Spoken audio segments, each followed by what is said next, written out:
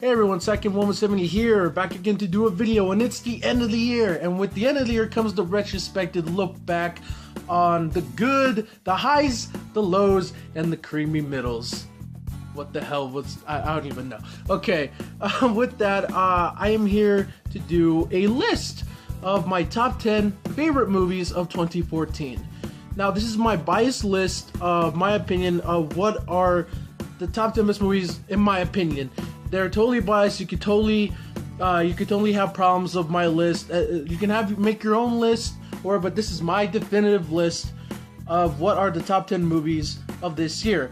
And I'm gonna list them off fast because I don't want this to be like my other anime list. But to start off, I'm gonna start with some honorable mentions that didn't quite make the list, but they're still really good movies that I think should check them out. And these honorable mentions are Nightcrawler with Jake Gyllenhaal, Big Hero 6, The Hobbit: The Battle of the Five Armies, The Raid 2, great action movie, and finally a Studio Ghibli film that probably a lot of people didn't know came out this year, The Tale of the Princess Kaguya, my bad. But yeah, which by the way is rumored to be their last film, which I hope it isn't. So you might want to check that out. Any of those honorable mentions I just listed. Hey guys, just one more honorable mention I forgot to actually mention in the video. I'm doing this after. Is Edge of Tomorrow featuring Tom Cruise, a really great movie with a really awesome premise that I think you should watch. If this list was another top 11 list, this would easily be my top 11. I just wanted to mention because I think you guys should check it out. Now with my list, starting at number 10, John Wick. Now, if you haven't heard of this movie, John Wick, it's an action movie starring Keanu Reeves, and it is an action movie, but the reason why this is at number 10 is I like the way the world is presented, just really subtly, but not so enough that you don't get it. I just love it, and it's a good action movie, and Keanu Reeves, I haven't seen a good Keanu Reeves movie since the first Matrix. But other than that, it's a really good action movie, really good world building, and a really interesting story. It's really surprising. I did not expect this movie to show up on my radar at all, but and that's why it deserves to be on my top 10 list. Moving along at number 9, an animated movie that I did not expect to be good. The Lego Movie. And when I first saw the trailer for this Lego movie, I saw, oh my god, this looks garbage. This looks like a quick cash grab, no soul whatsoever. And then I saw the movie and I fucking loved it. This movie takes animated kids movies to a whole new level. Like the Lego Movie, and is written by the two guys that have written the 21 Jump Street movies, 21 Jump Street and 22 Jump Street. And the Lego movie, and you can obviously see that the Lego Movie has taken some tropes and some jokes and some rules from the Jump Street movies from this, and it just takes this ordinary kid's toy, turns it and does more with it, and like it takes you on a really fun trip, and it's amazing, it's fun, it's funny. Will Arnett as Batman is the greatest in this one, and just the ending. The way this movie wraps up, the way the movie ends, it is unexpected, and you're gonna be glad it went there, and it's smart, and you'll just enjoy it, and that's why a Lego Movie is my number 9. Number 8 is a return to form for a movie series that I have loved ever since the first one.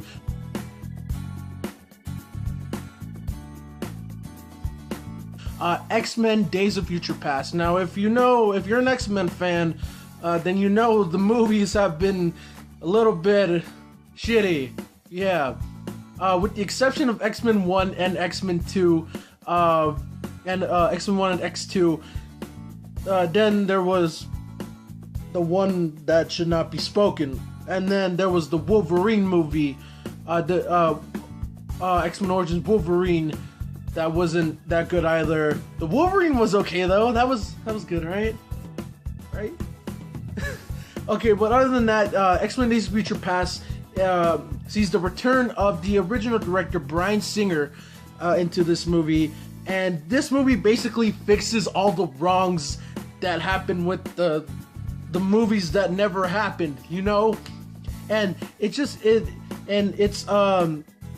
sequel to X-Men First Class, sort of the reimagine of the series, and also of the original series that you know and love from X1 and X2, and it sort of puts them together in this really cool futuristic sci-fi movie that follows the storyline of the comic with the same title, Days of Future Past, and I think it's great. Now I can't wait for Apocalypse, which is the next movie, and this movie just has one of the greatest moments in film of all time with the Quicksilver scene. If you do not know what I'm talking about, either watch the movie or I think YouTube has a clip of it. Just type in X-Men Days of Future Past Quicksilver, and that scene is the most gorgeous, at least I think 3.5 minutes of your life that you will be happy you saw. Oh my god, Quicksilver is amazing, and I really can't wait for another X-Men movie, because this has really taken the series back up to my level of appreciation for it. And at number 7,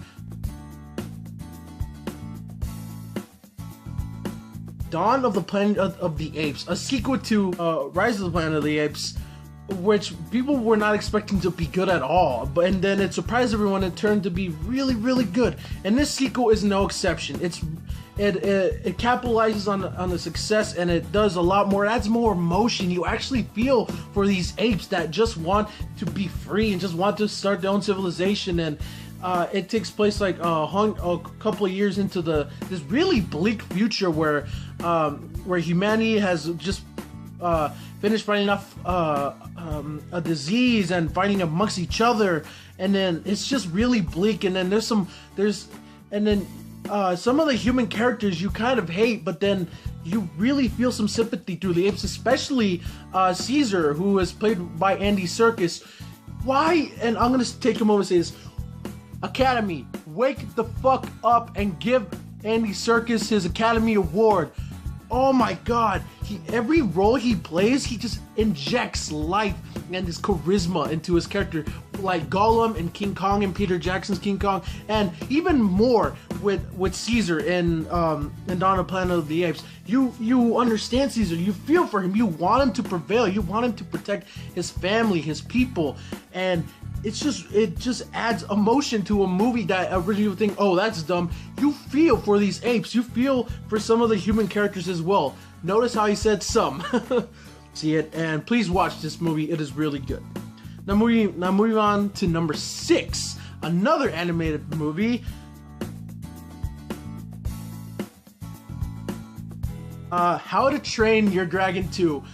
Oh my god, an animated movie has not made me felt this emotionally, has not made me cried like a little bitch since the fucking Lion King. How to Train Your Dragon 2, oh my god, it's just so good. The animation is beautiful, it's so smooth, it's beautifully made. The music is amazing, the acting, well, the voiceover, the voice acting is really good. And there's emotion, there's real emotion in this movie. It makes you feel, it makes you cry, it makes you laugh, and also it takes you in this sense of wonder into this world where there are dragon riders and dragons that coexist, and you meet and you go through some of the struggles that Hiccup, the main character in this movie, is going through to see if he wants to be chief or he just wants to explore the world and have adventures. And by the end, I think the end is one of the greatest fights ever, one of just the greatest set pieces ever this year has offered. But if you're not seeing How to Train Your Dragon 2, you're doing yourself a disservice. Please watch it. You will not regret it. At least for the fun alone, it's really good. Not only as a kids movie, but as a movie that teenagers and adults would love as well. Now we're here at the number 5 spot. These are the movies that impact me the most this year. That came out fairly recently, that probably none of you have ever heard about. It's called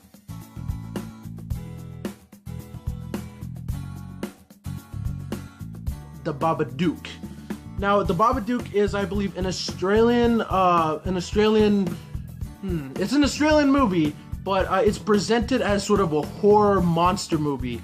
I'm gonna tell you this right now, it is not a horror monster movie. It's more of a deep, dark look into depression and just like depression and just the life, the toll that life takes. It's about this single mother and her child going through life ever since the death of her husband, and it uses the horror slash monster genre to present this really bleak situation that this woman is in, and it just goes places that you do not expect it to go, and it uses the genre really well, and it's really eerie and it's really thrilling, and you want to know what is going to happen next. You want to see the end game. You want to see if this lady and her child make it out alive, because it almost seems like they're not going to. And I just think it's like, it just makes me think of all the shitty run-of-the-mill horror movies that we get nowadays, like the found footage movies, like the Paranormal Activities and Ouija. Ugh. But I want a movie like this. This wasn't even necessarily a horror movie. It's just a really deep look into depression and just like life itself, and it's really interesting. And I really like this movie in the way it made me feel. It's just, oh my god, just thinking about it now gives me the chills. But if you haven't seen The Babadook, it's really it's a small indie movie. I think it's in limited release right now, or it might gone to wide release. But nonetheless, look it up. It's really good, and you're going to enjoy it, and it will scare the shit out of you. Moving on to number 4 is a foreign movie called a foreign action movie called Snowpiercer. Now, some of you might have heard of Snowpiercer. It stars Chris Evans, you also might know him as Captain America for Marvel, but it's the sci-fi movie that happens on a train and stuff. I don't want to give too much away, but it gives off the genre of a sci-fi movie, but then it goes places emotionally and psychologically, and it's really good. It's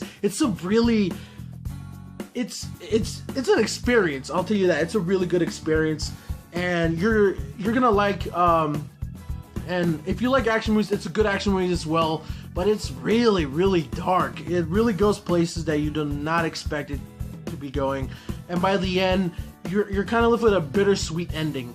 But please watch this movie. It is so underrated. It's on Netflix. If you have it, check it out. It's called Snowpiercer. I really recommend it. And here we are, guys. We got into the nitty-gritty to the top 3. Now, number 3 is a movie that just recently came out, and it has impacted me a lot because it has to do with music. Because I love music, and fuck this movie. Just thinking about it. Oh my god. Number 3 on my list is called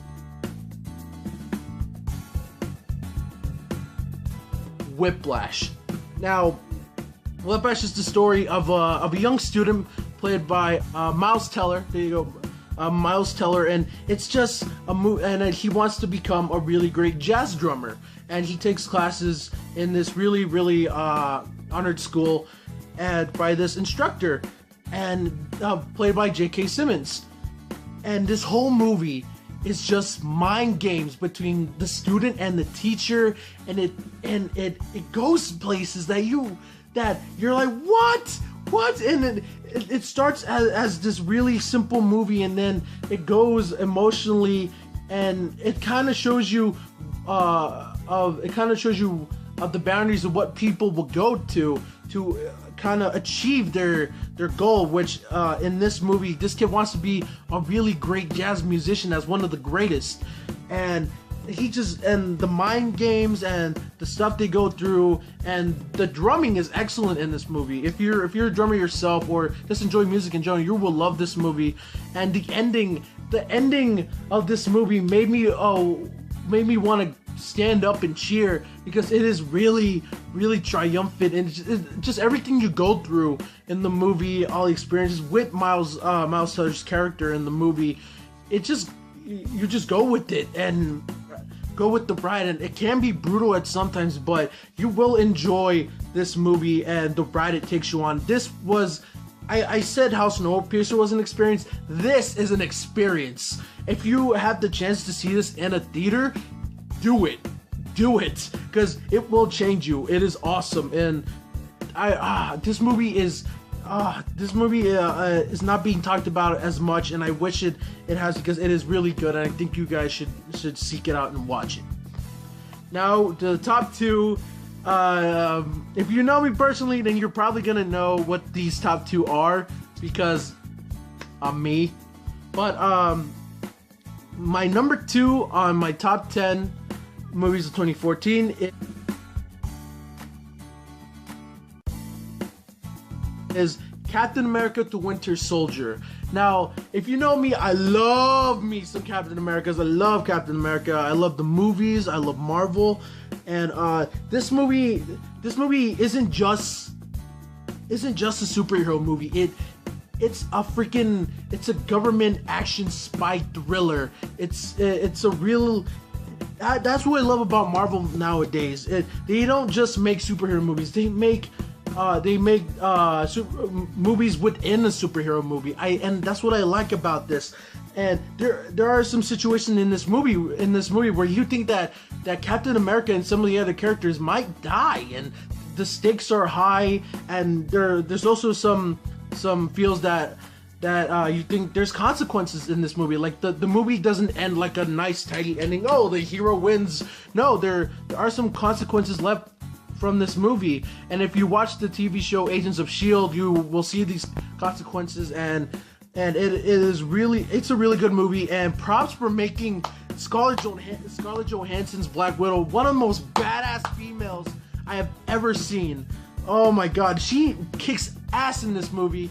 Not only from an action standpoint, as a character, they give her more to do. They give her more backstory. They give her.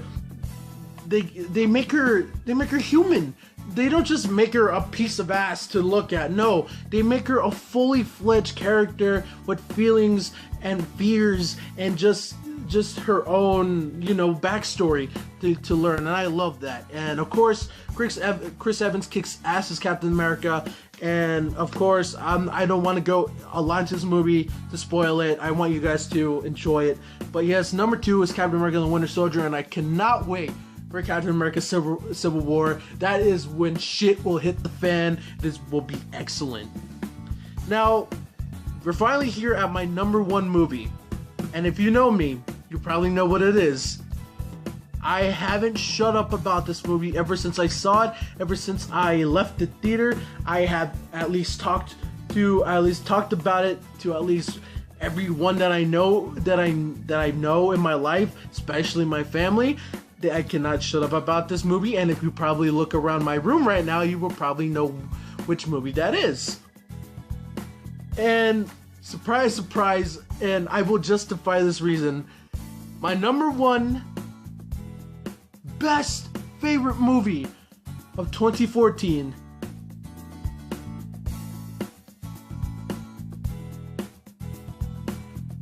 is Guardians of the Galaxy. Now, hear me out. Okay, the reason why I really enjoyed Guardians of the Galaxy, because it just gave me that feeling of adventure, and just like that really, it was a really fun movie. And as I said with Marvel, I love what they're doing with their movies now. They just don't make superhero movies anymore. They make actual real movies, like how Captain America was a spy thriller. This is sort of a space opera that happens, sort of like Star Wars, and it takes a lot of pages from Star Wars and Star Trek as well. And it just I can't. Okay, I'm gonna try to compose myself. It takes these band of misfits that a lot of people don't know anything at all. Like, I didn't know anything about the Guardians of the Galaxy before this movie was announced. Like, I didn't know jack shit. And then I watched the movies, and it takes these characters that at first you don't give a shit about, and it makes you care about them. I have not cared this much about a tree and a fucking raccoon in my life ever.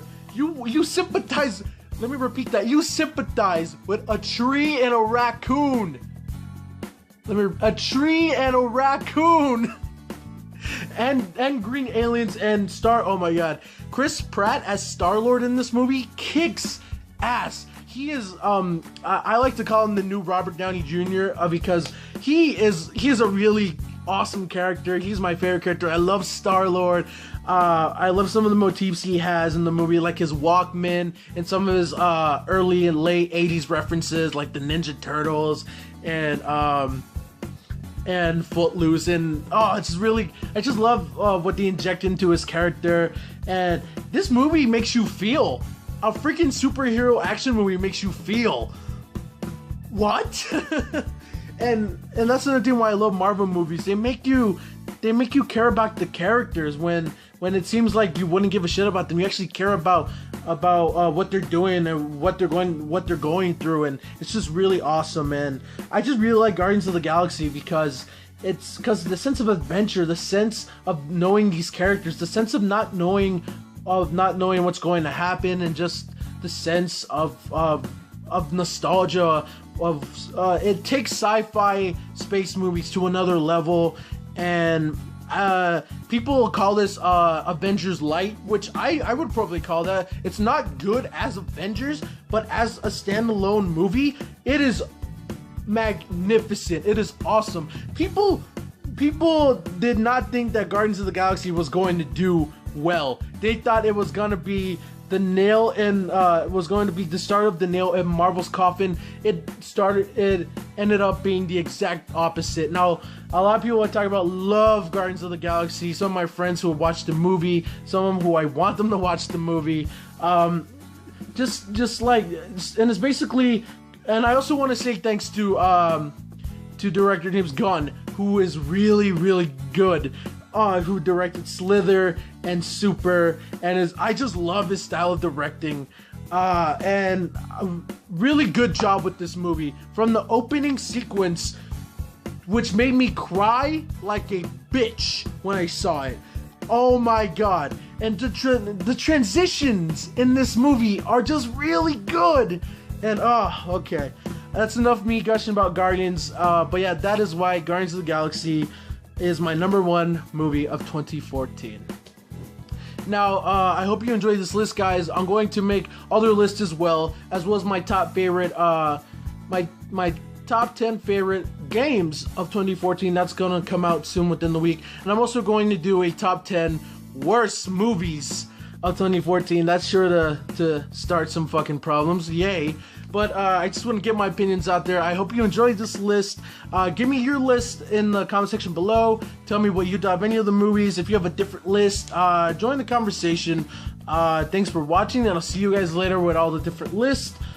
Please like, subscribe, and comment on anything I said here. Thanks for watching, and I'll see you guys later. And I hope you guys have a really good New Year, in case I don't get the next video out before New Year's. In that case, have a really awesome 2015, and I'll see you guys later.